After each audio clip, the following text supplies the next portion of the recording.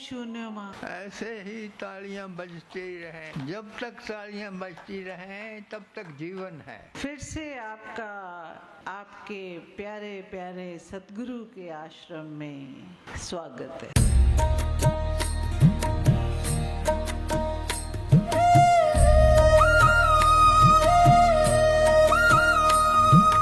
हनुमान हनुमान महावीर महावीर, राम जी के प्यारे, तू न संभाले तो हमें कौन संभाले।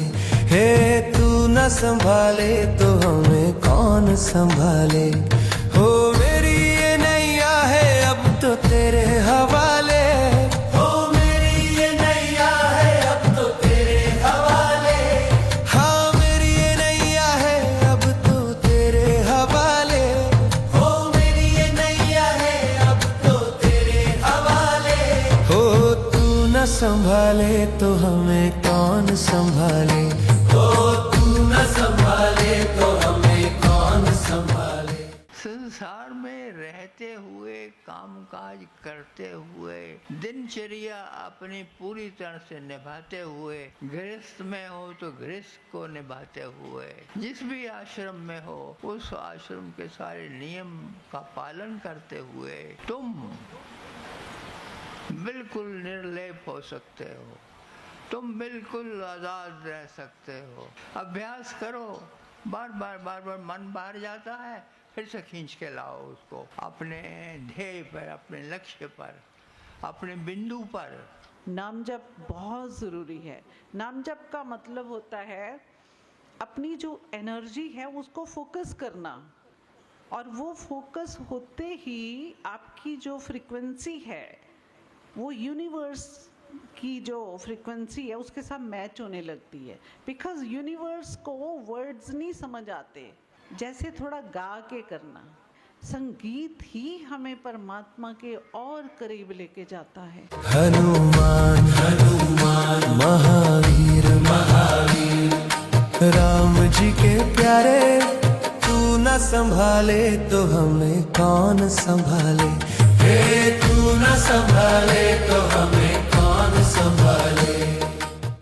मन टिकेगा, थोड़ी सी क्रियाएं कर लो, उन क्रियाओं से तुम सजने लगोगे, तुम बदलने लगोगे, तुम्हारा सारा नक्शा बदल जाएगा। किसी भी विधि से चलना शुरू कर दो, रास्ते सब वहीं ले जाते हैं। वही एक बिंदु है जो सर्वोपरि है, जहाँ पहुँचना आसान है अगर तुम सीधे चलो तो।